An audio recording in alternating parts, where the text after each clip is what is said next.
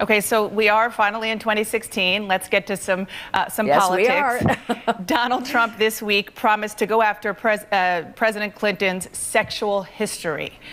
In response, you said, of course, Bill Clinton's fair game. Which parts of Bill Clinton's past do you think Hillary Clinton needs to answer for? Well, listen, I said Bill Clinton's fair game. I also then very promptly said going after Bill Clinton is not going to defeat Hillary Clinton. The way to defeat Hillary Clinton, which Donald Trump cannot, but I can, the way to defeat Hillary Clinton is to go after her track record, her lack of accomplishment, the reality that she has gotten every single foreign policy challenge wrong, and also to deny her what she wants to run on. She wants to run on the historic nature of her candidacy. We've heard you say that on many occasions, That's right. But you also said that Bill Clinton is fair game. So what did you mean by that? So is George. What I meant is that if any former president is fair game, Donald Trump threw George W. Bush under the bus several months ago. Any former president is fair game. The question is, how do you beat Hillary Clinton? And in my opinion, that's not the way to beat Hillary Clinton. Donald Trump will run his race, and I'm going to run mine, and we'll see who wins. Let's talk about another one of your opponents, Senator Ted Cruz. He said this week he thinks he will have the Republican nomination wrapped up by the end of March. You were quite critical of him during the fight of Obamacare, which led to a government shutdown. Let's take a listen.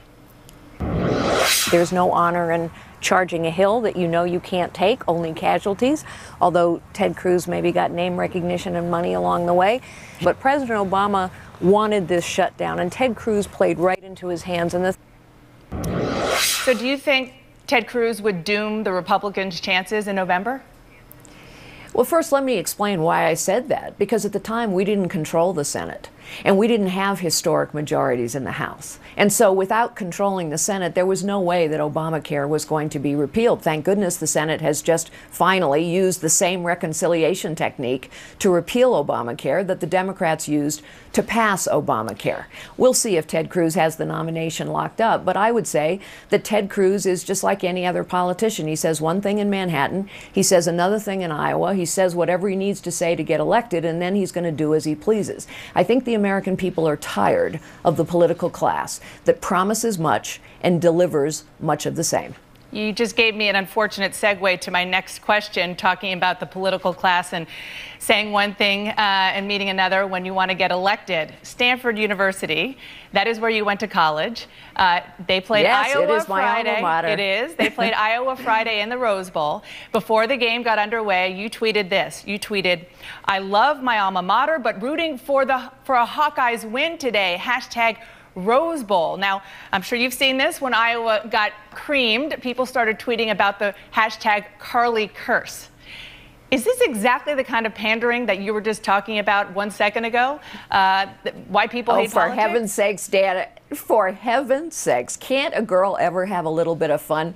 That was a tongue-in-cheek tweet, which the people of Iowa understand, because I was asked over and over again in Iowa, having attended a Hawkeye tailgate, I was asked, they knew that my heart was torn. You would think, based on this reaction, that I had said something really controversial, like, you know, ISIS is a JV team, or this demonstration was a result of a video. Let's just say if the biggest mistake I make is a tongue-in-cheek tweet about a Rose Bowl, the American people will sleep safely when I am president of the United States.